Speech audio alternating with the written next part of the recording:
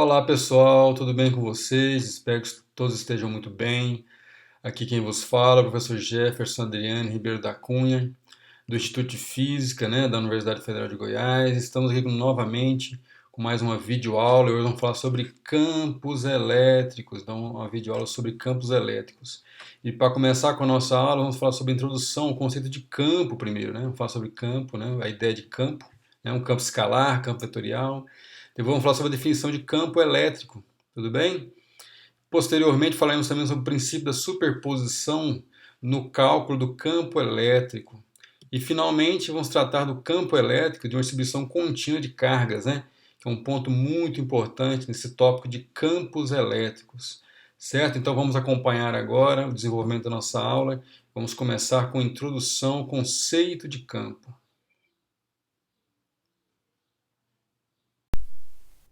Bem, pessoal, para começar a nossa aula, vamos fazer uma introdução ao conceito de campo.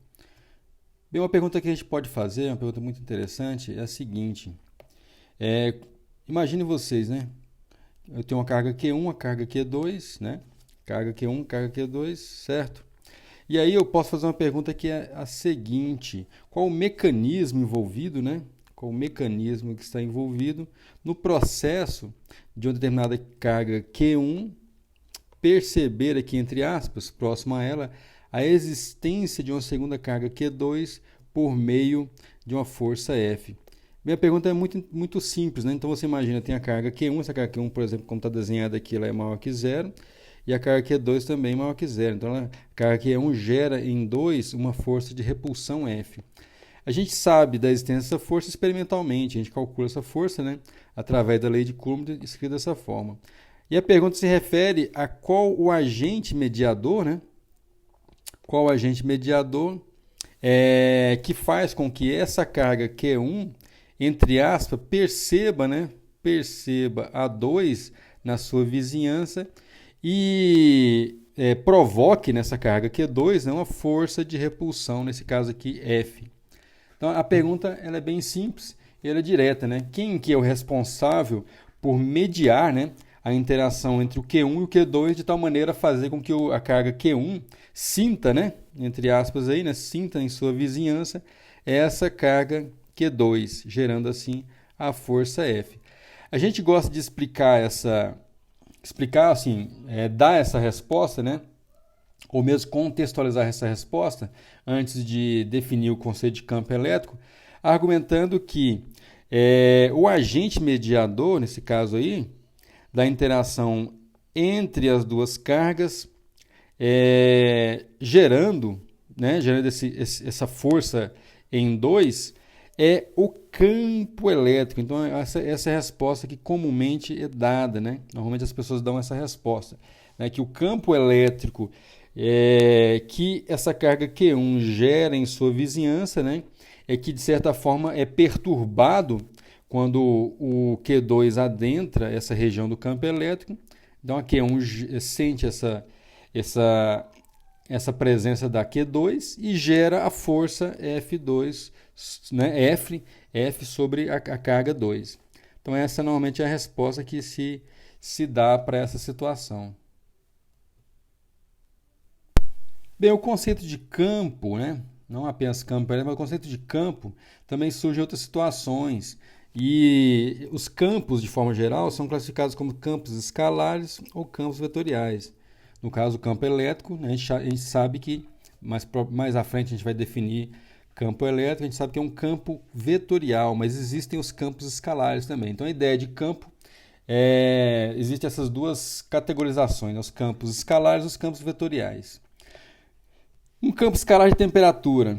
Bem, esse é um exemplo muito comum, em nossas vidas, que é a ideia de campo de temperatura. Como é que isso se dá? Imagina que a gente tem aqui, então, uma grande fogueira, uma brasa, Então, ali você está fazendo um churrasco. Então, existem as brasas ali na churrasqueira, E aí é muito natural a gente perceber essa situação, Uma pessoa está caminhando, ao longo da direção de encontro a essa fogueira, essa direção que eu estou chamando de X, é a origem exatamente na posição onde se encontra a nossa churrasqueira. Então a pessoa vem caminhando aqui, nessa direção, vai adentrando as proximidades dessa fogueira e ele percebe que em cada ponto desse, a temperatura que ele sente, ele pode medir essa temperatura também, né? Vai aumentando. Ou seja, em cada posição dessa, a gente pode atribuir um valor de temperatura. Ou seja, cada ponto desse existe uma temperatura e a gente pode associar isso aí a um tipo de campo. Então, a ideia de campo para essa situação também se aplica e a gente pode chamar isso aí de um campo de temperatura, né? Então, as temperaturas aqui, ó, elas vão variar com a posição. E a gente chama isso aí de campo escalar de temperatura. Tudo bem? Outro campo escalar também que é muito percebido por todos nós é o campo escalar de pressões. Como é que seria isso? Então é muito natural, é sabido, né? Lá na Física 2 nós já estudamos isso, que à medida que nós vamos a altitudes mais elevadas, vamos aumentando aqui as posições, né, na vertical. Então está ilustrado aqui uma situação onde a gente tem uma montanha, né? Então o alpinista pode ir subindo essa montanha e ele vai perceber que as pressões, né, vão diminuindo porque nessas regiões mais próximas aqui ao nível do mar, a gente tem um adensamento, né, das partículas do ar. E à medida que a gente vai se afastando, né, indo para alturas mais elevadas, esse adensamento vai diminuindo e com isso a gente vai tendo posições aqui na vertical a qual a pressão, né, vai diminuindo. Então a gente tem uma ideia aí de campo de pressões, né? Então a gente pode ter valores distintos de pressões à medida que a altura aumenta, dando para a gente a possibilidade de se definir esse campo de pressões. Nesse caso aqui um campo escalar também, né? Por que escalar? Porque a gente não precisa de um sentido, né, em uma direção para esses valores de pressão que são obtidos à medida que a gente aumenta, né, a nossa altura y. Então, são valores absolutos lá de pressão, assim como ocorre com as temperaturas. São valores absolutos que não requerem, né, uma direção e sentido para melhorar a nossa compreensão sobre esse campo, né? Por isso que ele se chama campo escalar. Bem, definição de campo elétrico. Como é que a gente pode definir, né, o campo elétrico? Vamos analisar agora com a ideia de definição de campo elétrico. Então, se a gente considerar duas cargas, né, uma carga Q maiúscula, né, e uma carga que a gente chama de carga de prova Q0. Olha como é que essas duas cargas estão distribuídas no espaço. Então, eu tenho a carga Q maiúscula, né, e aqui a gente tem a carga Q0. Qual que é a ideia? A gente já viu agora há pouco, né? Nesse caso aqui, novamente, a carga Q maiúscula, né, Qzão é maior que zero, e a Q0 também maior do que zero, então a gente vai ter essa força F aqui, né, de repulsão na posição P, a qual está colocada a carga Q0, a uma distância R, né? Então a gente colocou a origem sobre a carga Qzão, a origem está aí, e a partir dessa origem a gente traça esse vetor Rzinho, né? Então, sobre a Qzão, a gente coloca o vetor, é uma distância R, a gente marca esse ponto aqui onde está localizada a carga Q0 e lá a gente tem a força.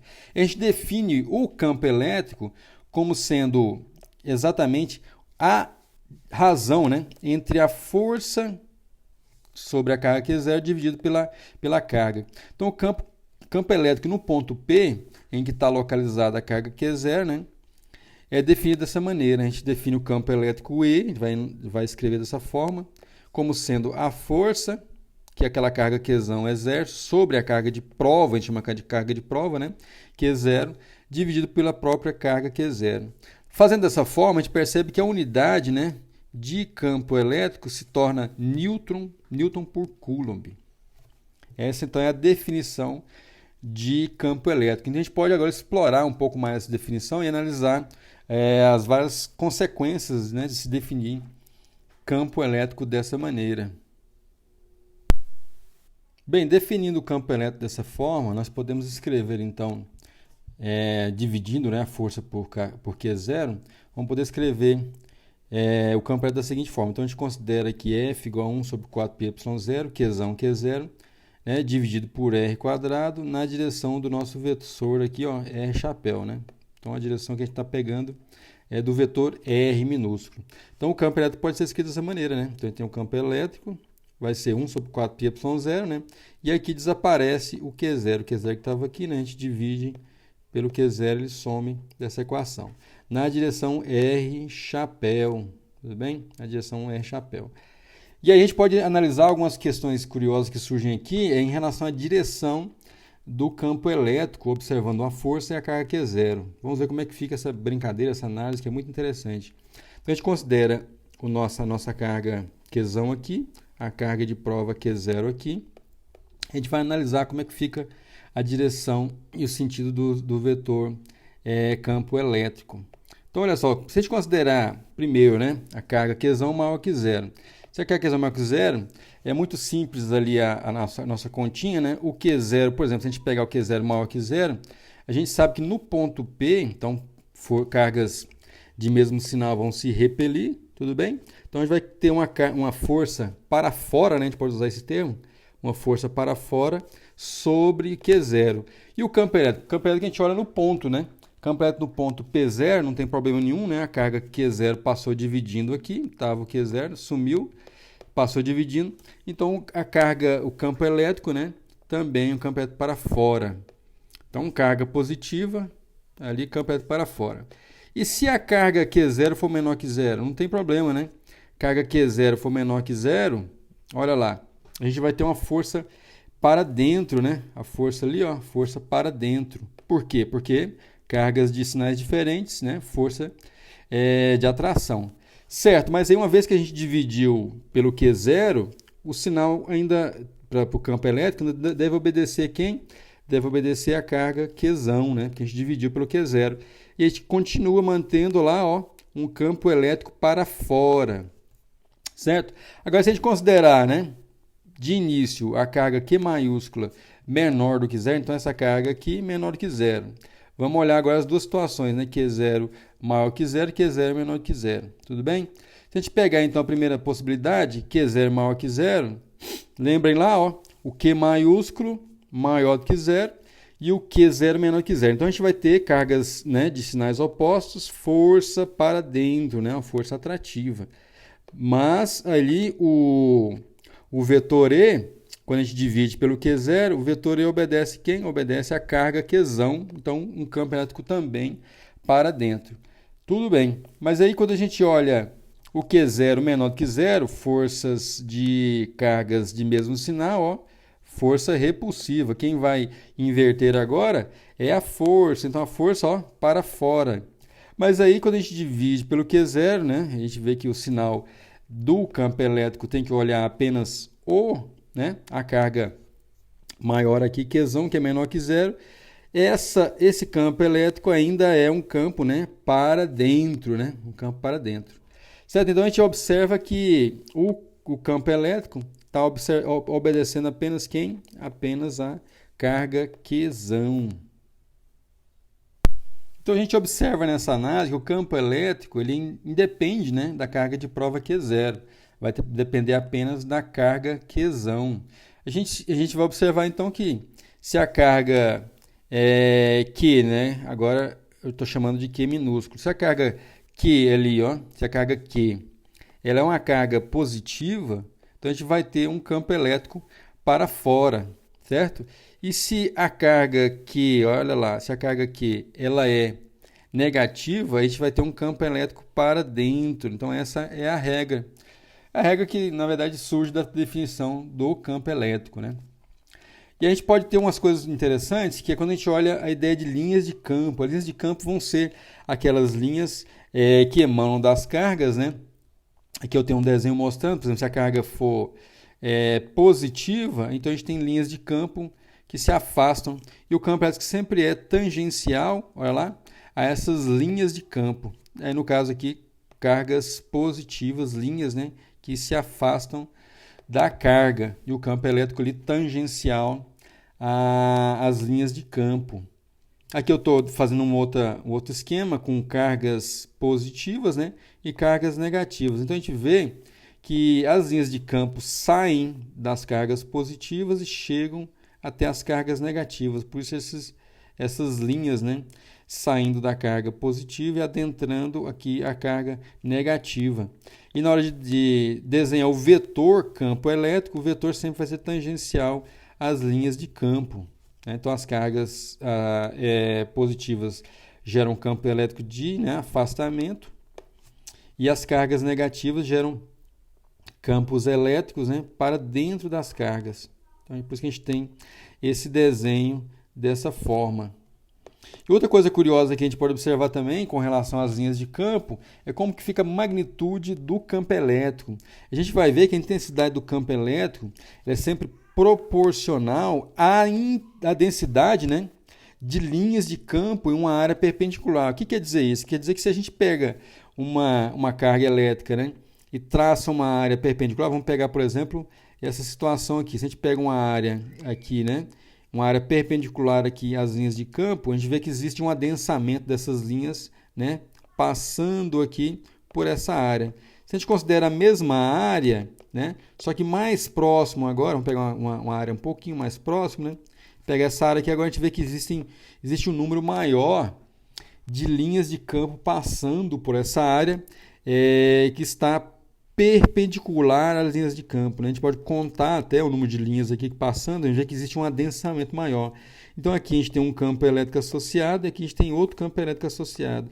A gente vai ver que esse campo elétrico linha, né, ele é menor do que o campo elétrico duas linhas, uma vez que a gente pode entender essa intensidade do campo elétrico como sendo o número de linhas de campo elétrico por unidade de área, né? Então a gente vê que existe um adensamento maior dessas linhas mais próximas à carga, né?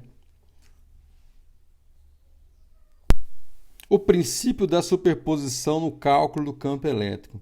Bem, gente, vamos imaginar a seguinte situação, né? Eu tenho várias cargas distribuídas no espaço.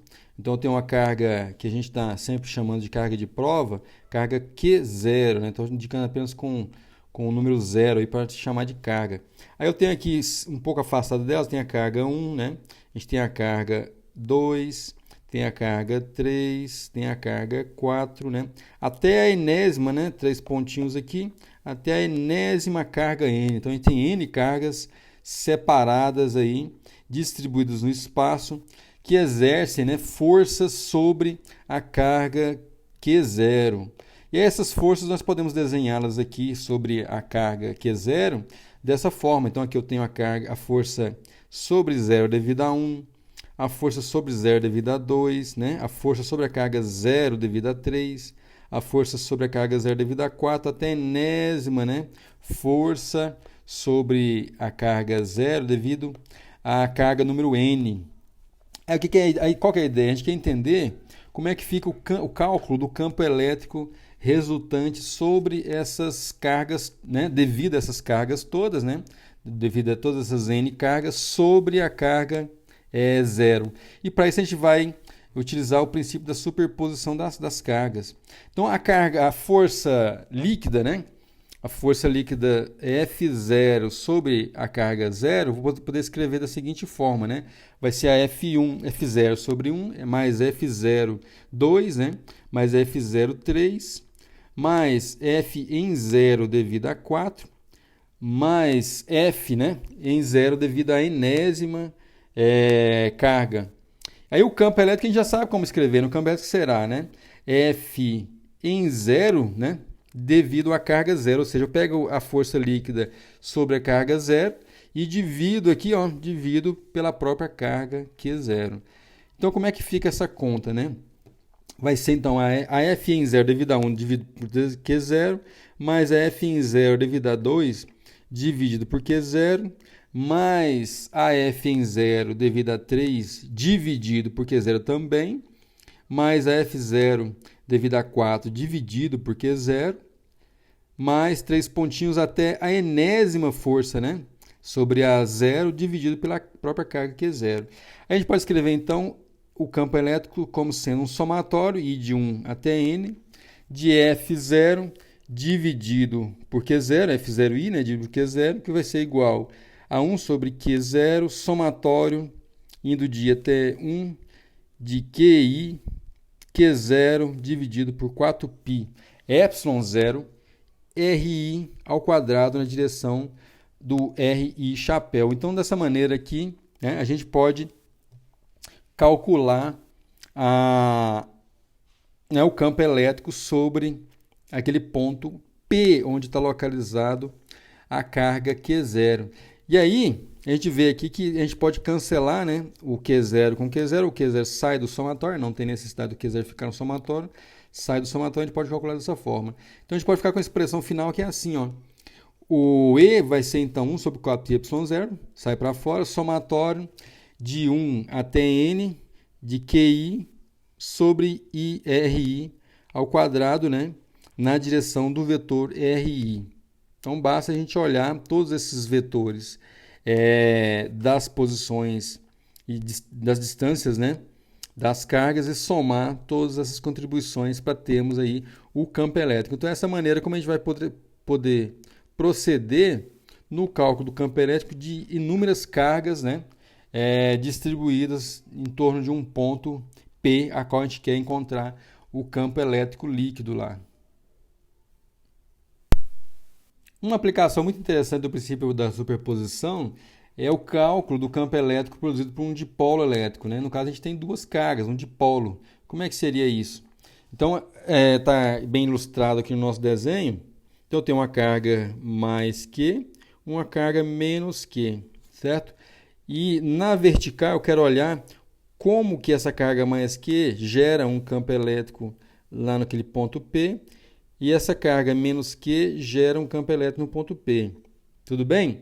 E a ideia é encontrar o campo elétrico líquido, né? Ou seja, resultante de quem? Resultante do campo elétrico devido à carga mais Q, né? No caso aí, menos o campo elétrico na carga menos Q. Então, eu chamei de campo elétrico mais e o campo elétrico menos, né, devido a essas duas cargas. Como as duas cargas têm mesmo valor, mesma magnitude, então é só Q e Q, e estão diferindo aí apenas, né, devido ao sinal, a gente vê que vamos ter um campo elétrico líquido para cima, porque o campo elétrico da carga mais Q ele é mais intenso, né, porque está mais próximo do ponto P. Tudo bem? Aí tem algumas coisas curiosas que a gente tem que observar, né?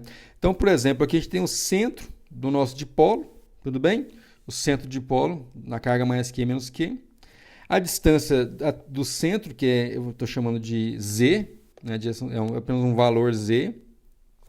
E a separação das cargas tem esse valor D, né? D é a distância entre as duas cargas. Como é que a gente pode proceder? Então, o módulo, né, do campo elétrico devido a essas duas cargas, o campo elétrico resultante, né, devido às duas cargas, será... Então, eu posso escrever esse campo elétrico assim, né, só o módulo. E vai ser E mais menos E menos. Né? Como a gente viu, o E mais ele tem um valor maior que o E menos. Q sobre 4πy0, né? R mais ao quadrado, menos Q sobre 4πy0, R menos quadrado. Ou seja, o campo elétrico da carga positiva menos o campo elétrico da carga negativa. O R mais, né? Esse R mais quadrado é apenas a distância, né? A distância dessa carga positiva até o ponto. E o R menos é a distância aqui, ó, né? Da carga negativa até o ponto P. Então, essa é a lógica do R mais e o R menos. Então, a gente pode fatorar esse termo, né? 1 sobre 4, Q sobre 4πy0, o mesmo valor. Os sinais já estão ali, bonitinho, tudo certinho. A gente fatora, fica Q sobre 4πy0, 1 sobre R mais quadrado, menos 1 sobre R menos quadrado. A gente vai escrever agora quem é o R mais e o R menos, né? A gente repete Q sobre 4πy0, que fica 1 sobre... Aí, olha lá, como é que fica a brincadeira, né? O R mais é Z menos D sobre 2, né? Então, Z menos D sobre 2, né? Esse Z está aqui. Se a gente tira do Z, né, o D sobre 2, dá essa distância aqui. Tem esse termo aqui é Z menos D, né, sobre 2. Está fácil de perceber esse valor. E a distância R menos é justamente o contrário, né? Você tem que pegar o Z, né, e somar com D sobre 2. Então, é Z mais o D sobre 2. Essa é a distância até a carga menos. Tudo bem? Então, acompanhe nas continhas. Então, fica Z mais D sobre 2 ao quadrado. E a gente pode organizar um pouco mais isso aí. Então fica Q sobre 4πy0. 1 sobre... Eu vou fatorar o z, né? O que aconteceu aqui? A gente pegou esse z e tirou para fora. A gente tirou para fora o z. A gente pegou o z que estava aqui, né? É um termo comum, ele sai para fora, vai para esse denominador aqui, junto com o ε0. Ele sai o quê? Sai z quadrado que está aqui, né? Saiu o z quadrado ali. Então, o primeiro termo é 1 menos d sobre 2z, e o segundo termo, 1 mais, né? 1 mais d sobre 2z, tudo ao quadrado. Fechou? Então vai ficar Q sobre 4πy0 ao z quadrado. Aí a gente tira o mínimo, né? Tiramos o mínimo ali e a gente já expande esses valores, né? Então, esse termo aqui, né? Eu multiplico para cá e já vou abrir ele. Então, vai ficar lá 1 ao quadrado, que está aqui, né? 1 ao quadrado, 2 vezes o d sobre 2z, que está aqui, né? E o termo quadrático está aqui. No caso do 1 menos d sobre 2z, do mesmo jeito, né? Então, fica 1 menos d sobre z, duas vezes, né? E o termo quadrático lá. E a gente faz o produto entre eles, né?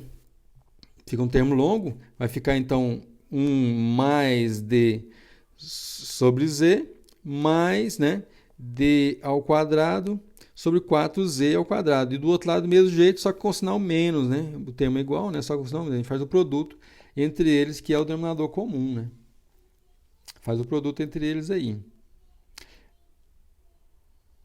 Isso vai ser igual, então, pondo aqui embaixo, que em cima não dá para calcular. Então, a gente vai fazer essa continha da seguinte forma. Repete, né? Q sobre 4πy0. Tudo bem? E vamos fazer os chuveirinhos ali, né? O 1 ali a gente vê que cancela. Então, vai ficar apenas o quê? Vai ficar d sobre, né? 2 sobre d dividido por z. Por quê? Porque esse termo d ao quadrado aqui cancelou aqui, né? Quando o menos multiplica aqui no chuveirinho, né? Aí dá aquele valor lá cancelando. Aí embaixo a gente faz todas as multiplicações, né? Então vai ficar 1 que multiplica aqui, ele multiplica aqui, depois multiplica lá, né? Todas as multiplicações estão sendo feitas ali. 1 menos dz, esse primeiro termo, depois d ao quadrado, 4z quadrado, e assim vai. Fazendo a continha, continuando a continha, então, a gente fica lá com menos d sobre d quadrado sobre z quadrado, mais d ao cubo sobre 4z ao cubo, mais d quadrado sobre 4z quadrado, menos, né? Lembra lá, ó, d ao cubo, 4z ao cubo, mais d a quarta sobre 4z a quarta. Passa ali, né? Divide. E aí a gente vai poder fazer algumas coisas bem interessantes aqui agora. A gente vai pegar esse z, esse termo aqui, né, perdão, ele vai poder pegar esse termo aqui e ver que, olha só, algumas coisas estão se cancelando, né? A gente pode pegar lá, por exemplo, esse termo aqui, né? Esse termo aqui, ele vai se cancelar. A gente vê que tá cancelando ali. Tudo bem? Quando a gente somar ali, vai cancelar. Aí, esses termos todos aqui, né? Juntando esse termo, né? Com esse aqui e esse aqui, né? A gente vai ter esse menos d quadrado sobre 2z, que eu estou listando aqui, né? Menos d quadrado sobre 2z. Todos esses em amarelo estão se cancelando, né? Esse termo aqui cancela aqui, né? O que mais? Esse termo aqui está cancelando de cá. Então, os amarelinhos ali a gente vê que está cancelando. E a gente pode também cancelar aqui o 2 com 4 já, para obter um valor mais organizadinho para nossa conta. Bem, nossa álgebra então vai ficar a seguinte, né? Você vai ter então E igual a Q sobre 2π, o 2 cancelou lá, né? Z quadrado que multiplica D, né? Sobre Z, tudo bem? Só melhorou aquele termo lá, né? D sobre Z, 1 menos D quadrado sobre 2Z, certo? Mais D quadrado sobre 4Z quadrado, só organizamos aqueles termos, né? Isso aí é igual a Q sobre 2π epsilon ao cubo, né? Esse Z que está aqui passa, né? Aí fica Z ao cubo, tudo bem? Saiu o Z lá do denominador do D. Fica 1 menos, a gente pode organizar esses dois termos aqui, né? Perdão, esses três termos, em um termo só, que é 1 menos D quadrado sobre 4Z quadrado, tudo isso elevado ao quadrado. Então a gente expandiu e depois juntou tudo de novo. Fazendo essas continhas, a gente pode considerar uma coisa que é o seguinte: se esse z, né, por exemplo, se o z for muito maior que d, né, o que é z muito maior que d? Quer dizer, aquela distância do centro, né, que é o z, até o ponto onde a gente está pegando o cálculo do campo elétrico, muito maior que a separação entre as cargas. Se esse d aqui é muito maior que z, esse termo aqui, né, a gente vê que esse termo aí, ele vai sofrer a seguinte consequência, né? Se o d é muito maior que z, a gente pode escrever o e ali, ó, simplesmente como sendo q vezes d, né, dividido ali por 2πε0 z ao cubo. Esse termo aqui, né, ele acaba sendo irrelevante se o z é muito maior do que o d. Tudo bem? Essa é a ideia do dipolo elétrico. E a outra coisa que a gente pode fazer também é definir uma grandeza que se chama momento de dipolo elétrico, que é simplesmente perceber que existe uma carga mais Q, uma carga menos P, e a gente define essa grandeza Pzinho da seguinte forma. Então esse Pzinho aí, ó, esse Pzinho a gente pode escrever da seguinte forma: P vai ser igual a uma grandeza que é definido da seguinte maneira. Ele é uma quantidade que vai ser a carga vezes a distância, né? A gente chama isso aí de momento do dipolo elétrico. E aí, escrevendo dessa forma, é simplesmente uma maneira de escrever esse Q vezes D. Só isso, né? Só estou dando nome a essa quantidade aí, Q vezes D, chamada quantidade de momento de polo elétrico, né? Em vários outros cálculos posteriores, essa ideia de momento de polo vai ficar mais digamos assim, mais necessária, né? Quando a gente estiver, por exemplo, olhando o dipolo elétrico das moléculas, né? Dipolo elétrico da água e de outras moléculas, né? Isso é muito útil quando a gente está estudando, por exemplo, uma molécula em um campo elétrico oscilante, né? Então é muito importante se definir essa quantidade de momento de polo elétrico. Aí finalmente fica com essa seguinte expressão, né? Que P sobre 2πε0 z ao cubo. Então esse é o campo elétrico de um dipolo elétrico, né? Então fica simplesmente o P, que é o momento de polo elétrico, dividido por 2πε0 z ao cubo. Campo elétrico de uma distribuição contínua de cargas. Bem, gente, nesse tópico nós vamos analisar, com base no princípio da superposição de forças de campos elétricos, a seguinte situação. Bem, o que nós temos aqui? Nós temos uma distribuição contínua de cargas, né? Então, imagina aqui um tipo de uma batata aqui carregada, uma batata verde carregada. E qual que é a ideia? Essa batata ela tem uma carga Q e tem um volume V. Tudo bem? Carga Q, volume V. E nós queremos analisar a seguinte situação: como que essa batata disforme, né, gera um campo elétrico aqui no ponto P. Então, como que essa distribuição de carga gera um campo elétrico no ponto P? Por quê? Porque a gente sabe trabalhar, segundo a lei de Coulomb, né, na perspectiva de uma carga pontual, né, carga, né, calculando forças, ou então uma carga como agora campo elétrico, carga gerando campo elétrico em um determinado ponto. Essa é a nossa perspectiva de atuação. Agora a gente quer pensar como que essa batata disforme gera o campo elétrico no ponto P. Mas a gente pode retornar um pouco, né, nossos passos aí e fazer a seguinte análise. A gente pode partir, né, da ideia de que existe um elemento de carga dQ. Esse elemento de carga dQ ele está distribuído num volume infinitesimal também dV. Então, nesse volume dV, a gente tem uma carga dQ. Tudo bem? E aí, esse elemento de carga gera no ponto P nosso elemento infinitesimal de campo dE. E esse elemento de campo dE, a gente pode tratá-lo, né, da perspectiva de ponto-ponto, né? Um ponto no espaço, né, onde a gente tem um campo gerado por uma carga infinitesimal e esse campo é o campo dE. Tudo bem? Então a gente pode pensar dessa forma. Como é que seria isso então? Então essa carga dQ gera um campo infinitesimal, né? Um campo dE no ponto P. O DE a gente pode escrever da seguinte maneira: DE vai ser igual a 1 sobre 4πy0 dq sobre r quadrado na direção do r chapéu. Essa é a nossa equação 1. Integrando a equação 1, integrando 1, né, ou seja, somando, né? Então o que eu vou fazer? Eu vou somar esses campos todos. Então o DE devido a esse elemento de volume infinitesimal, aí a gente entende, né, que o nosso volume V ele é composto por inúmeros volumes infinitesimais, né? São infinitésimos de volume dV. E a gente pode integrar a equação 1 para encontrar o campo elétrico resultante daquela batatona verde de carga Q. Então, integrando sobre o volume V maiúsculo, a gente vai ter, então, o E igual a 1 sobre 4πy0, integral em V de dq sobre r quadrado na direção de r chapéu. Então, essa é para a gente, né? Essa é para a gente a expressão a qual nós vamos utilizar para calcular o campo, né, elétrico de uma distribuição contínua de cargas. E aqui a gente está se referindo a um volume V, mas essa expressão ela se encaixa de maneira análoga, né, a uma distribuição superficial de carga e a uma distribuição linear de cargas.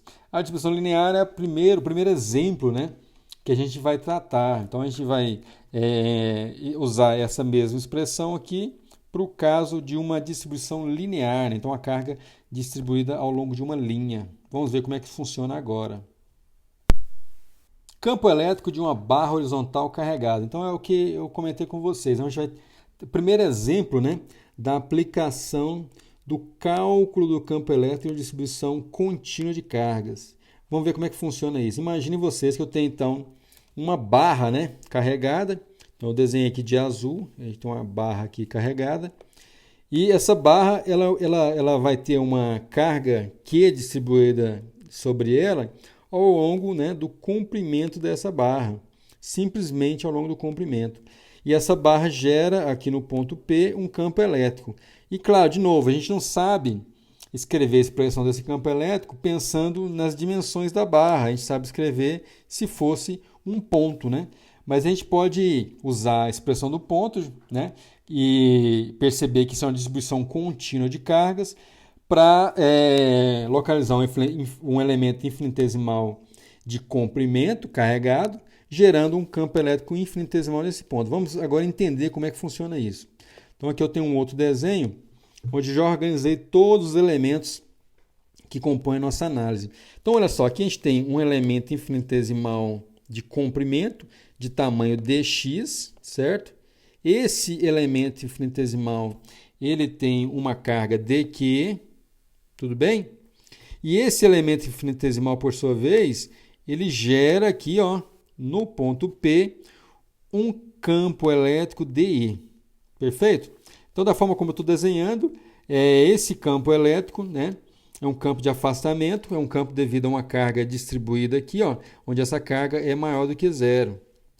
Se fosse carga menor que zero, nossa análise apenas mudaria o sentido aqui, na orientação do campo elétrico, né? Não a magnitude do campo, né? Então, o nosso elemento de carga, elemento infinitesimal de comprimento, está localizado, né, a x da origem. Então, né, x da origem. Essa barra tem comprimento L, perfeito? O comprimento da barra L. Tudo bem? Então, a nossa construção do problema é que se dá a resolução do mesmo. Não adianta a gente olhar para o problema da maneira, né, mais simplista e tentar resolver. A gente vai construindo aos poucos a solução. A barra tem uma carga Q, certo?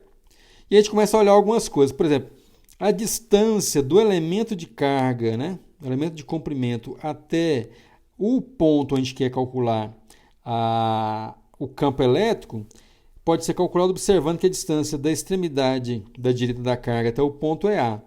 Então, olha, observando que essa distância aqui é A, essa outra distância pode ser escrita como sendo L mais A menos o X, né? Então, seria esse pedaço aqui que é L mais A, beleza?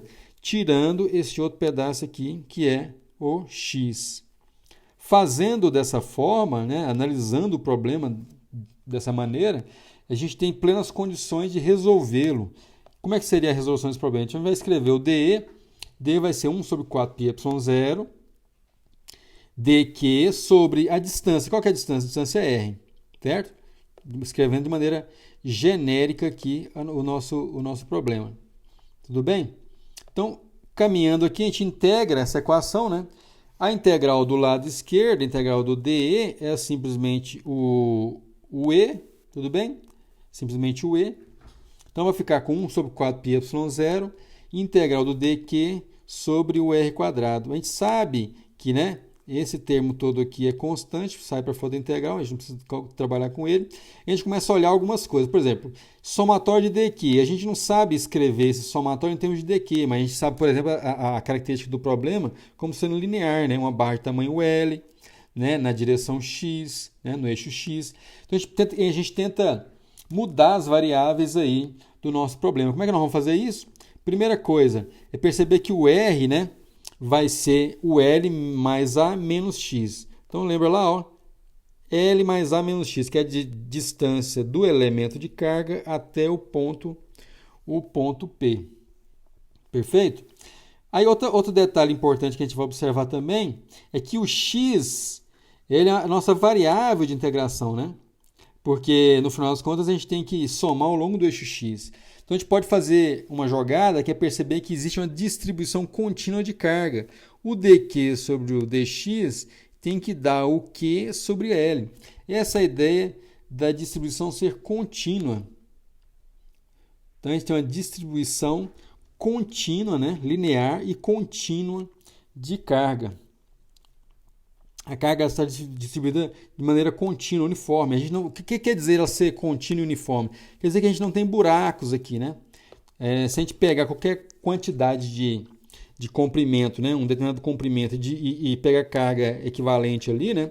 Como está aqui, ó, o dq sobre dx tem que dar o q sobre L. Qualquer pedaço que você pegar lá, pega um pedacinho aqui, né, de barra, pega esse pedacinho aqui. Ele tem uma determinada carga Q', divide por esse tamanho aí, vai dar ainda, né, o Q sobre L, que também dá o dQ, né, sobre o nosso dx. Essa é o entendimento da nossa distribuição ser linear e uniforme, né, contínua, não tem furos, não existem buracos na nossa distribuição, né? Existem pontos com acúmulos de carga.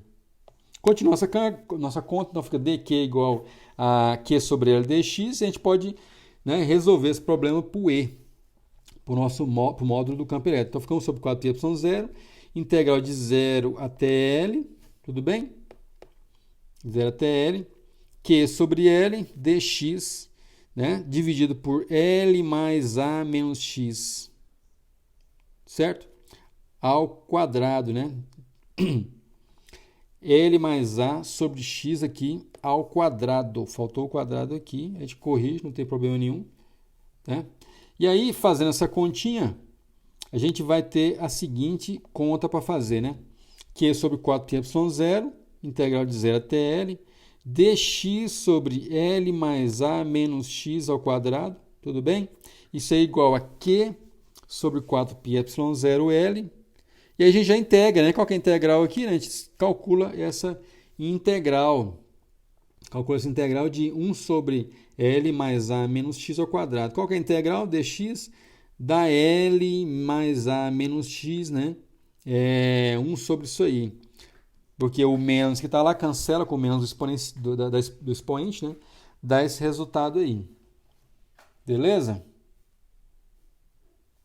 Continuando então a nossa conta, nós vamos ficar então com E igual a Q sobre 4πy0, L, 1 sobre A menos 1 sobre L mais A. Passamos o limite de integração. Então, vai ficar com Q sobre 4πy0L. Tirando o mínimo, né? Vou ficar com o L sobre A, que multiplica L mais A. Os L se cancelam. Então, vai ficar com Q sobre 4πy0, 1 sobre A, que multiplica L mais A. Isso implica, então, que eu vou ficar com E igual a Q sobre 4πy0, 1 sobre A, que multiplica L mais A. É o nosso resultado final, né, do nosso campo elétrico. Né? O campo elétrico é devido a uma barra carregada. Então, leva em conta a distância da extremidade da barra até o ponto e a dimensão da barra. Tudo bem? Aí se faz necessário uma análise, né, de tudo que aparece nessa expressão, né? Uma das coisas que a gente pode observar é a dimensão, né? Carga sobre 4π0, está ok. E também aqui aparece, esse A tem dimensão de metro, o E tem dimensão de metro, né? Então já aparece lá 1 sobre metro quadrado. Então está ok em termos de unidades, né? Agora, uma análise interessante de ser feita é observar se o A, né, se a distância da extremidade direita até o ponto P for muito maior do que L. O que vai resultar disso aí, né? Vai resultar o seguinte: se esse camarada é muito maior que L, né, essa soma aqui vai prevalecer quem? Vai prevalecer o A, né? L mais A, se o L é bem pequenininho, né? O L bem pequenininho, essa soma aí vai prevalecer o A. Ou seja, a gente tem uma carga pontiforme, né? O ponto P distante lá da nossa barra. Ou é a mesma coisa, né? É a mesma situação se o L for muito próximo de zero. Você tem uma situação de carga pontiforme. Tanto faz se o A é muito grande ou se o L for, né, próximo de zero. A situação é semelhante, né? A gente vai ter um resultado que é simplesmente E igual a Q sobre 4π0, 1 sobre A quadrado, que é o resultado de a gente ter uma carga aqui, outra carga deslocada dela, o ponto deslocado, e a gente quer calcular o campo nesse ponto P, né? Então tem uma carga Qzinho aqui, e a gente sabe o resultado, a distância A, o resultado é esse aqui. Então quando a gente faz essa análise aí de A maior do que L, ou L, né, muito próximo de zero, o que a gente obtém é exatamente isso. Agora vamos passar para um outro problema muito interessante, que é o problema de um anel carregado. Como é que seria isso? Bem, no campo elétrico de um anel carregado, eu já desenhei toda a análise geométrica dessa situação. O que está acontecendo aqui? Então a gente tem um anel, certo? Um anel aí, um anel grande aí, ou mesmo pneu, que você preferir.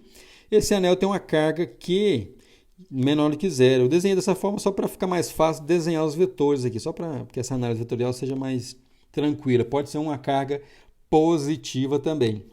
Esse anel tem um raio R maiúsculo, tudo bem?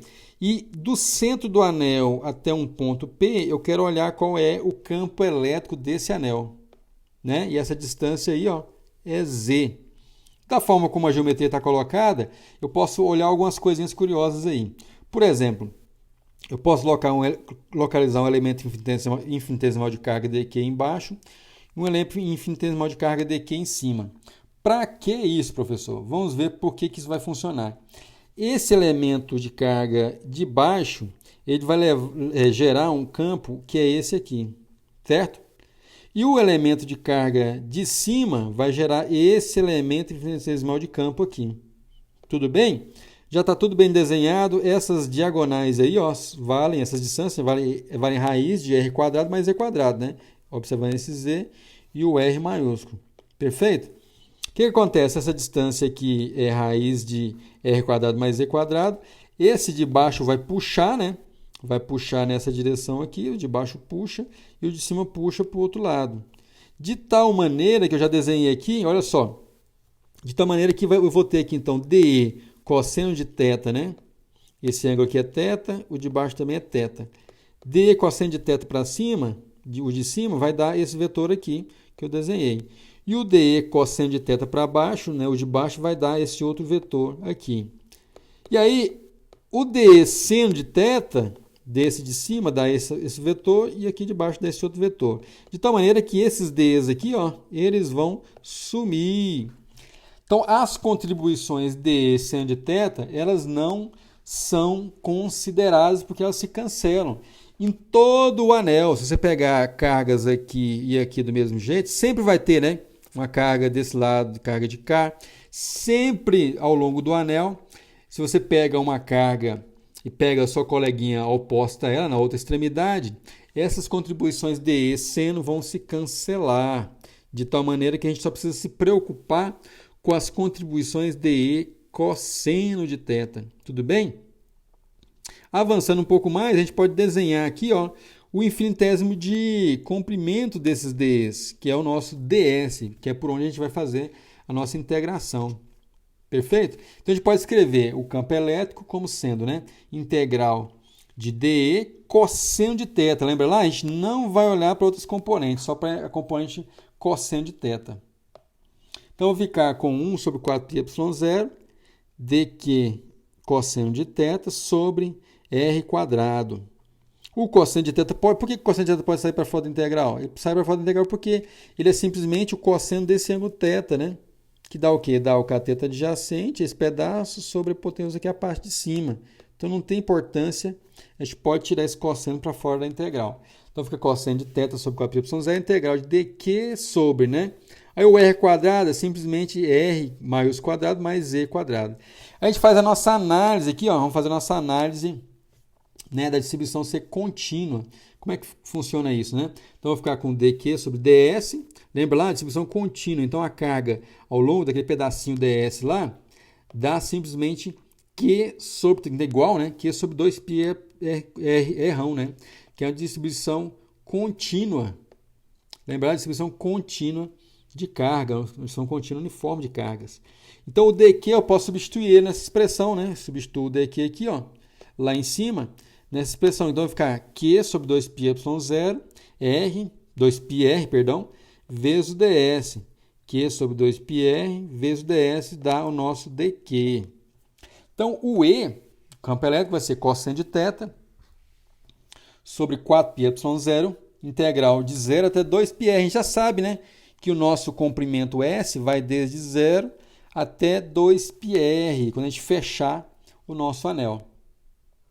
Vai ficar Q sobre 2πr, substituindo ali, né, ds, sobre r quadrado mais e quadrado. Tudo bem? Tirando o punhado de coisa aí para fora da integral, o cosseno já posso escrever, né? Cosseno é cateto adjacente sobre hipotenusa, cosseno de θ, dividido por 8, porque o 2 passa multiplicando o 4 aqui, né? Dá 8 π quadrado, ε0. Esse termo também pode sair para fora da integral, porque ele é constante, né? Só o cosseno. Tudo bem? De 0 até 2π rão ds. Essa integral do ds, a gente sabe qual que é o valor, né? Integral de ds indo desde 0 até 2πr, é só o 2πr, é o comprimento final, né?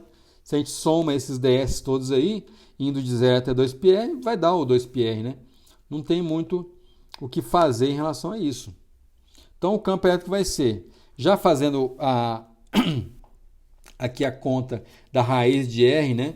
Sobre r quadrado mais z quadrado, dá r quadrado sobre mais z quadrado elevado a 3 meios, né? O meio da raiz, né? Que está aqui, meio da raiz, com 1 aqui do denominador. Então, soma embaixo, né? O soma embaixo fica mais elegante, né? Do que passar tudo para cima, né? Somou aí o produto da raiz com aquele termo lá. Cancela aí 2πr, cancela, né? Cancela todo mundo aí, não tem problema.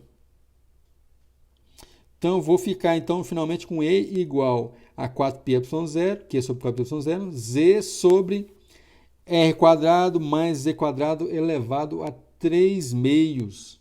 Certo? Então, esse é o resultado final que a gente chega no cálculo do campo elétrico de um anel. Esse é o resultado que a gente chega do campo elétrico de um anel. A gente vê que ele depende, né, da distância do centro do anel até o ponto. Né? Depende do raio do anel, tudo bem? Esse termo é elevado a 3 meios. E a gente percebe que ainda prevalece aí as dimensões, né? Todas belezinha aí. Vai prevalecer as dimensões. E aqui tem que sobrar metro quadrado. Veja aí que está dando certinho a conta do metro quadrado. O Q sobre 4πy0, tudo certinho. E essa é a expressão do anel. Vocês vão ver que em alguns exercícios a gente vai utilizar esse resultado para o cálculo de um disco, né? Porque a gente pode pegar um disco e entender que ele é composto aqui, ó. Se você pegar um disco, ele é composto por vários anéis com esse valor de campo elétrico. A gente vai estender esse resultado do campo elétrico de um anel para o cálculo de um campo elétrico de um disco. Certo, gente? Então, nossa aula ela é concluída nesse momento. A gente viu da definição do campo elétrico, a gente parte da definição do campo elétrico, motivado para entender como que uma carga elétrica percebe a outra carga. A gente viu que isso é motivado justamente por essa angústia nossa de entender como que uma carga sente outra e gera uma força sobre ela, né? Então a nossa resposta é que existe um campo elétrico. E depois a gente viu que a gente pode utilizar o princípio da superposição lá das forças, no caso do campo elétrico também, para calcular o campo elétrico de várias cargas. E essa ideia a gente pode trazer aqui para a distribuição contínua de cargas, né? Quando a gente quer calcular, por exemplo, uma carga, um campo elétrico, perdão, de uma distribuição contínua, seja de uma batatona carregada, aí no caso de uma barra, ou de um anel. Certo, gente? Então, vamos agora resolver mais probleminhas, né? Vamos depois utilizar esse resultado aqui do anel para o disco. Vocês vão ver que é bem interessante, é uma aplicação bem legal. E vários outros problemas de distribuições contínuas também ou distribuições discretas. Um abraço a todos, até mais.